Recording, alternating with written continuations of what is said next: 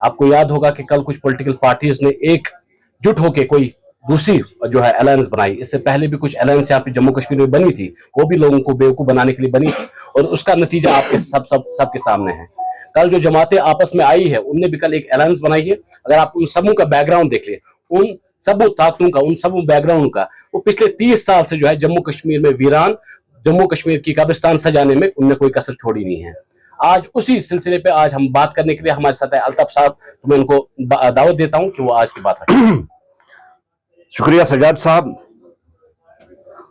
साथियों, गर्मी के इस मौसम में और एक शॉर्ट नोटिस में आप यहां आए, आपका बहुत बहुत शुक्रिया।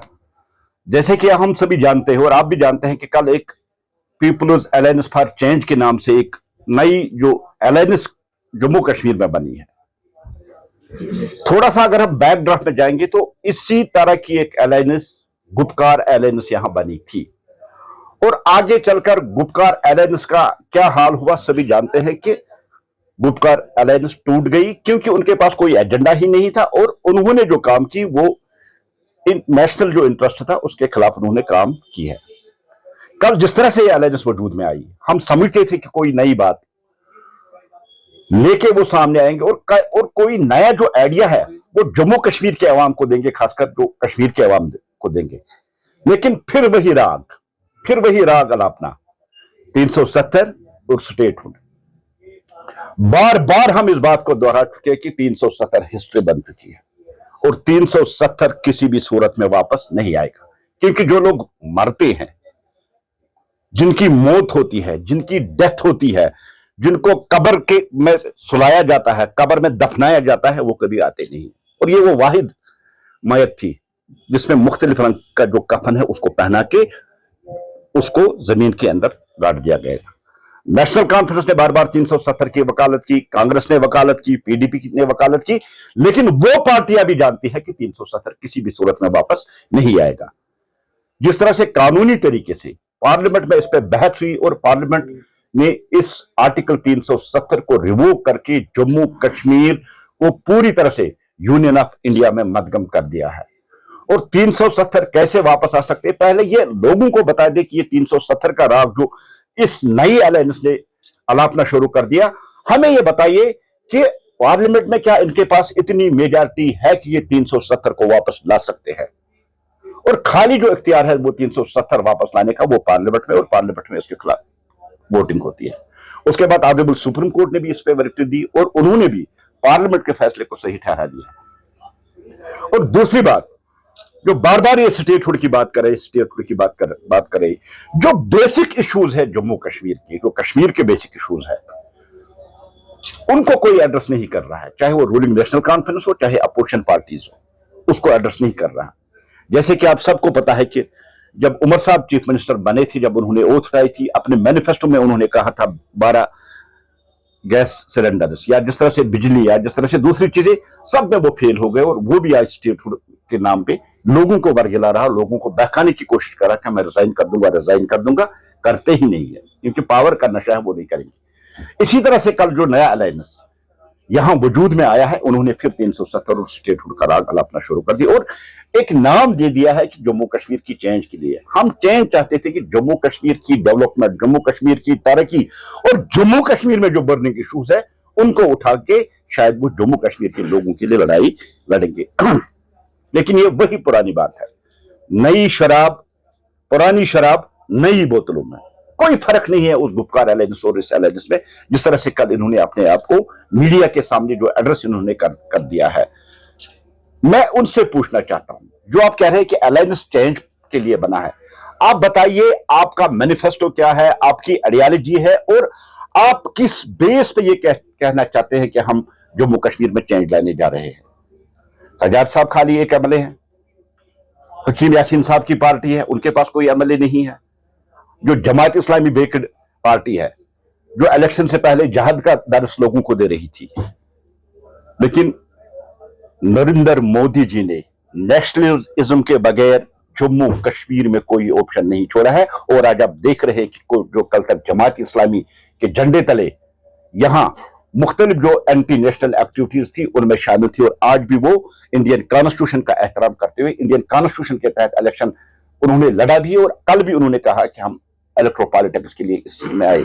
लेकिन इलेक्ट्रो पॉलिटिक्स ठीक है, इलेक्ट्रो पॉलिटिक्स में आना ठीक है, ये बहुत अच्छी बात है, इसका खैर मकदम करते हैं, वेलकम करते हैं कि अगर लोग ज्यादा से ज्यादा नेशनल इंटरेस्ट को ध्यान में रखते हुए देश की सिक्योरिटी, देश की एकता, देश की अखंडता, देश की इंटीग्रिटी को मद्देनजर रखकर पॉलिटिक्स में आते हैं, हम उसका खैर मकदम करते हैं, वेलकम करते हैं। लेकिन फिर एक बार लोगों को उसी लाइन पे लेने की कोशिश की जा रही है कि 370 को वापस लाएंगे, स्टेटहुड हम देंगे। स्टेटहुड देश के प्रधानमंत्री जी, देश के होम मिनिस्टर जी की कमिटमेंट है कि मौजूद वक्त पे आपको स्टेटहुड मिल जाएगा। एक बार नहीं, 6 बार देश के वजीर आजम ने कश्मीर की धरती पर ऐलान कर दिया है कि मौजूद वक्त पे आपको स्टेटहुड वापस दे दिया जाएगा। अब मुझे बताइए, इनके पास कौन सा ताकत है, कौन सी इतनी फिगर्स इनके पास पार्लियामेंट में और असेंबली में कि स्टेटहुड वापस लाने की बात कर रहे हैं। मैं आपकी वसादत से जम्मू कश्मीर के अपने भाइयों बहनों आवाम से यह गुजारिश करना चाहता हूं, Modi ji man of commitment है, जो वो कहते हैं वो करते हैं। अगर उन्होंने कहा कि जम्मू कश्मीर को मौजूद वक्त पे स्टेटहुड मिल जाएगा, तो आप मान के चलिए जम्मू कश्मीर को स्टेटहुड मिल जाएगा।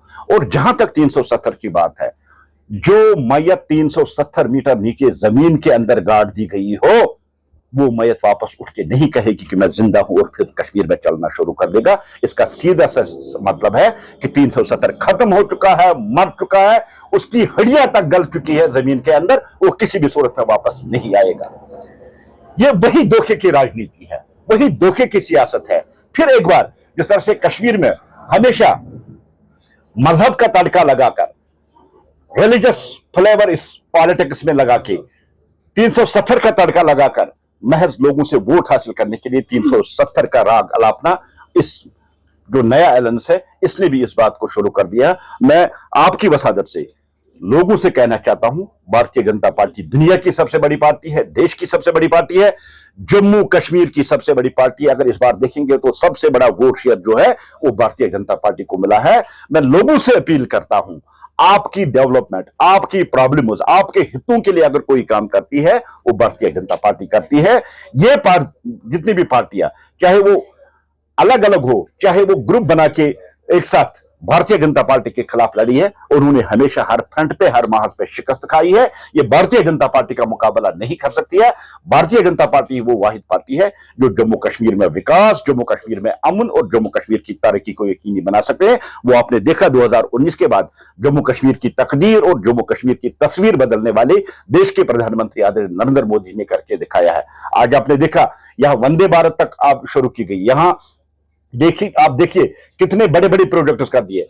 अब डेवलपमेंट और दूसरी जो बर्निंग इशू है, बेरोजगारी है, पानी, बिजली, चावल, मुख्तलिफ इशूज है, उन इशूज से लोगों का ध्यान हटाने के लिए फिर 370 और स्टेटहुड का राग अलापना शुरू कर दिया है। 370 से किसी का पेट नहीं भरा जा सकता है। पेट भरने के लिए उसको चावल चाहिए, पेट भरने के लिए उसको रोटी चाहिए, ये रोटी वो नहीं दे सकते हैं। जम्मू कश्मीर का अगर कोई भला कर सकता है, जम्मू कश्मीर का अगर कोई भला कर रहा है, वो देश के प्रधानमंत्री जनाब नरेंद्र मोदी जी और भारतीय जनता पार्टी करते हैं। भारतीय जनता पार्टी को कोई प्रॉब्लम नहीं है, कितने भी अलायंस बने, डेमोक्रेटिक कंट्री में रहते हैं, दुनिया की सबसे बड़ी डेमोक्रेसी है, मदर ऑफ डेमोक्रेसी हमको कहा जाता है। लेकिन भारतीय जनता पार्टी हर उस अलायंस के खिलाफ खड़ी होगी जो देश की इंटरेस्ट के खिलाफ बात करेगी, उसके खिलाफ खड़ी होगी। जिस तरह से 370 का राग फिर अलापना शुरू हो गया है, 370 दुनिया की कोई ताकत उसको वापस नहीं ला सकती है। भारतीय जनता पार्टी पूरी शिद्दत और पूरी ताकत के साथ जो ये गुमराहकुन नारे दे रही है, जो देश के खिलाफ काम जो पार्टियां करेंगी उनके खिलाफ खड़ी होगी। कोई क्वेश्चन है? अगर में भी फंस चुका है कि हम